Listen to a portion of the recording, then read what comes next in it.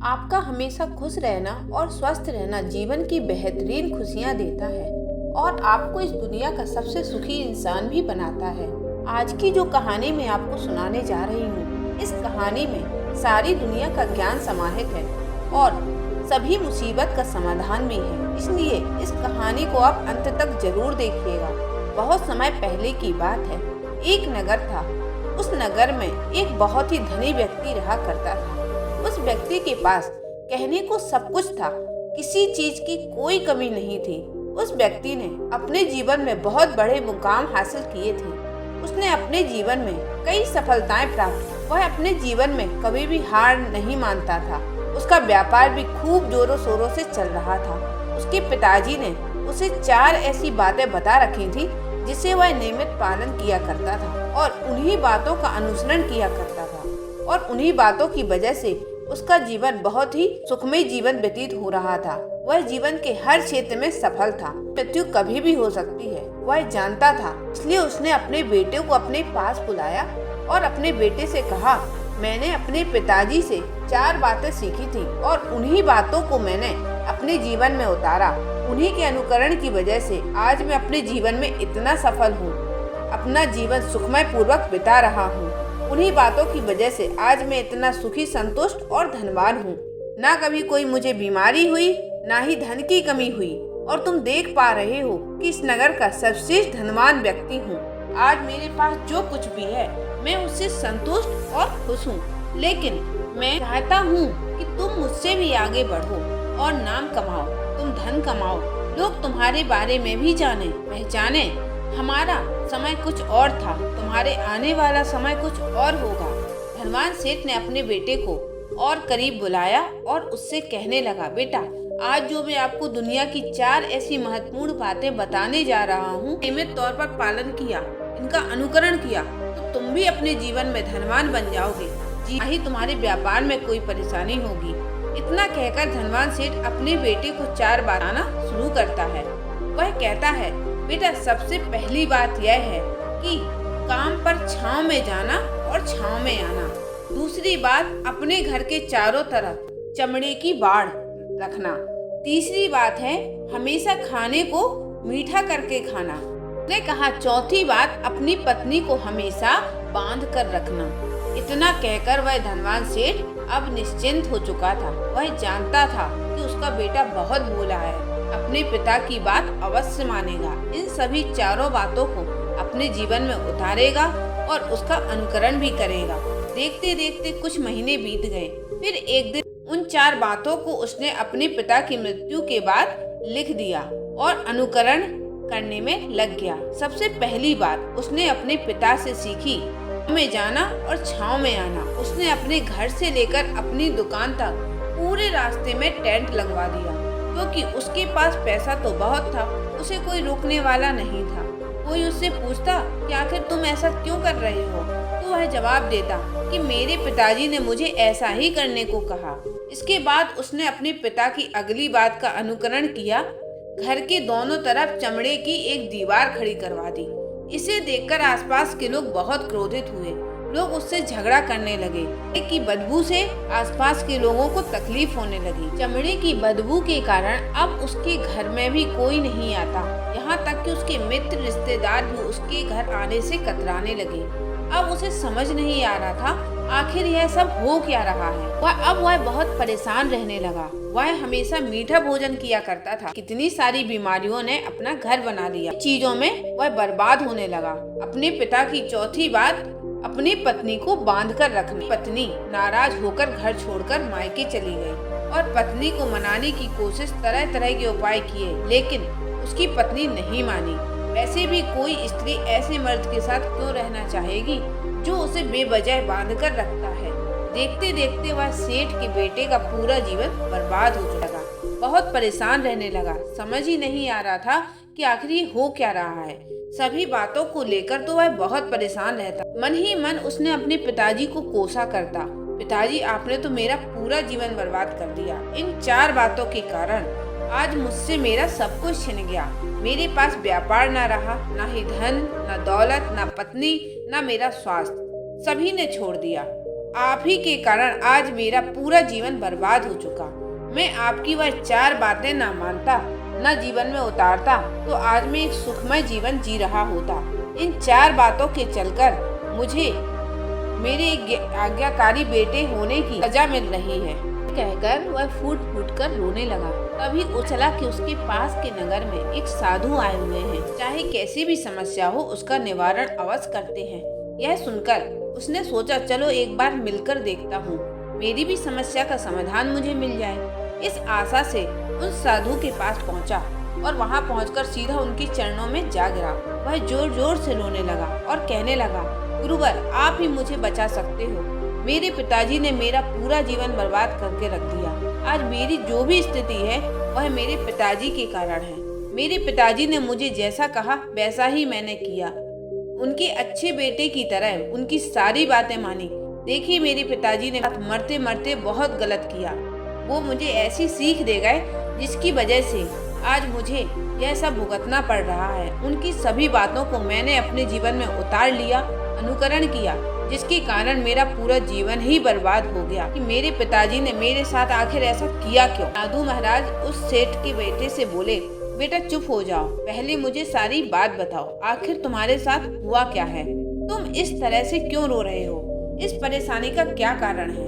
उन साधु के हाथ में एक पर्ची रख दी और पिता की मृत्यु के बाद लिखी रखी उन 4 बातों को उसने साधु के हाथ में रख दिया। साधु ने उस पर्ची को पढ़ा और वह जोर जोर से हंसने लगे। उस सेठ के बेटे से कहते हैं, तुम कितने बड़े मूर्ख हो, जानते हो दुनिया का सारा ज्ञान तुम्हारे पिता ने तुमको दिया, तुम्हें इसका पालन करना नहीं आया। इसके पास दुनिया का इतना बड़ा ज्ञान हो, वह भला इतनी बड़ी मूर्खता कैसे कर सकता है? तुम्हारे पास कोई ज्ञान नहीं। अगर तुमने ज्ञान अर्जित किया होता तो तुम इन बातों का मतलब समझ चुके होते। तुम अपने जीवन में अपने पिता की तरह ही सफल हो। तुमने अपने पिता की बातों का गलत मतलब निकाल लिया। उन्होंने जैसा कहा तुमने वैसा करना शुरू कर दिया। तुम्हें उन बातों का अर्थ ही नहीं पता चल रहा था। तुम किसी ज्ञानी से मिल लेते। का बेटा कहता है, गुरुवर आप कहना क्या चाहते हो? पिता की बातों को सही नहीं समझ पा रहा है, इसके समझने लायक क्या था? साफ साफ तो बताया है, मैंने उन्हें जीवन में इसी तरह उतारा, फिर मैंने गलत क्या किया? गुरुवर फिर मुस्कुराने लगे और सेठ के बेटे से कहते हैं, यह जो बातें लिखी गई हैं, इन बातों के पीछे एक गहरा अर्थ है जिसे तुम समझ नहीं पाए। कारण बस तुमने यह मूर्खता कर दी तो फिर से पा सकते हो। तुम्हारे पिताजी ने तुमसे कहा था काम पर छांव में जाना और छांव में आना। इसका मतलब यह था कि सूर्य निकलने से पहले तुम दुकान पर पहुंच जाना और सूर्यास्त होने के बाद तुम घर वापस आना, और तुमने दुकान पर अधिक से अधिक समय मिल पाएगा, काम में तरक्की कर पाओगे और तुम अपना दिमाग लगा पाओगे। और तुमने क्या किया? अपने घर से लेकर दुकान तक टेंट लगवा दिया। अपने पिताजी की इन बातों का सही मतलब समझा ही नहीं। सेठ के बेटा जोर जोर से रोने लगा, कहने लगा, गुरुवर मेरी ही गलती है, मैंने अपनी पिता की इन बातों का गलत मतलब निकाला, इसी कारण आज मैं पूरी तरह से बर्बाद हो चुका। मेरे पिताजी ने मुझे इतना महत्वपूर्ण ज्ञान दिया, लेकिन मैं हीरे को पत्थर समझ बैठा। उन गुरुवर से कहता है, गुरुवर दूसरी बात का अर्थ है चमड़े की बाड़ करवाना। इसका अर्थ है तुम्हें अपने घर में कुत्ता या बिल्ली पालना।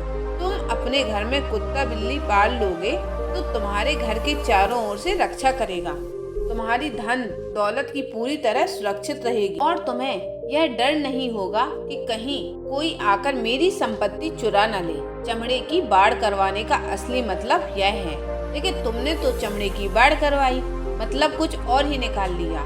तुमने अपने घर की दीवारों पर चमड़े से पूरी तरह भरवा दिया। पास के पड़ोसी घर छोड़कर कहीं और चले गए। तुम्हारे मित्र सगे संबंधी सब बदबू के कारण तुम्हारे घर पर आने से कतराने लगे और तुम्हारे घर कोई नहीं आता। तुम्हारी बर्बादी का यही कारण था।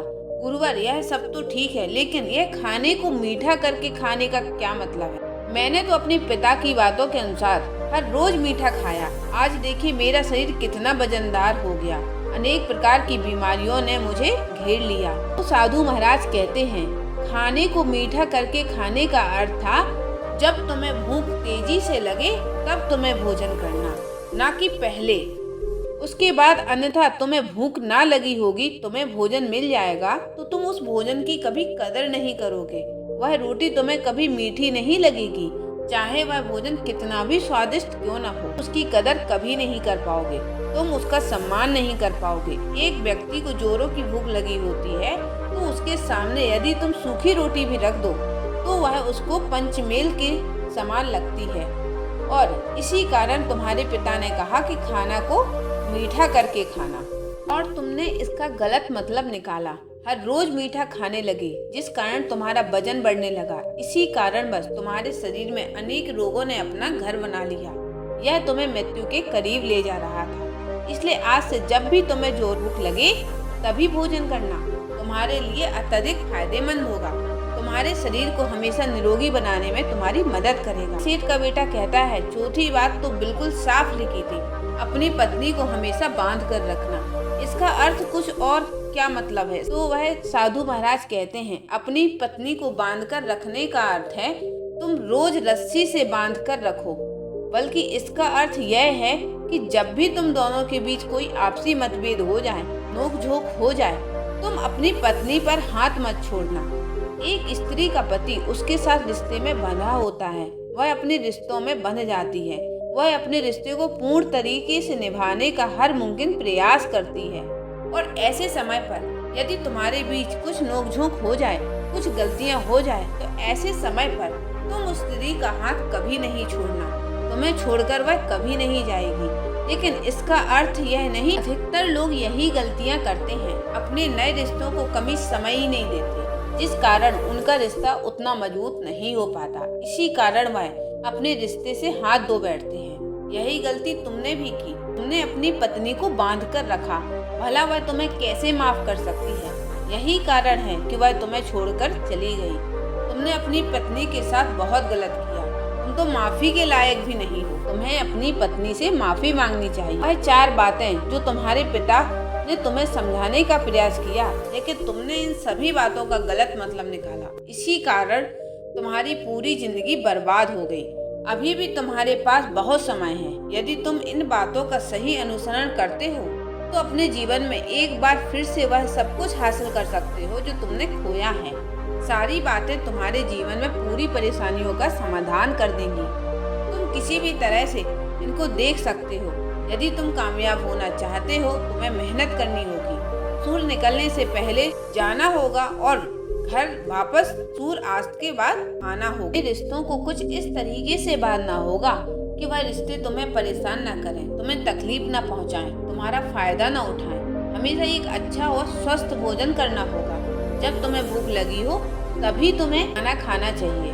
अपने रिश्तों को हमेशा बांध कर रखना, खुला मत छोड़ना, अन्यथा वह तुम्हारे हाथ से फिसल जाएंगे।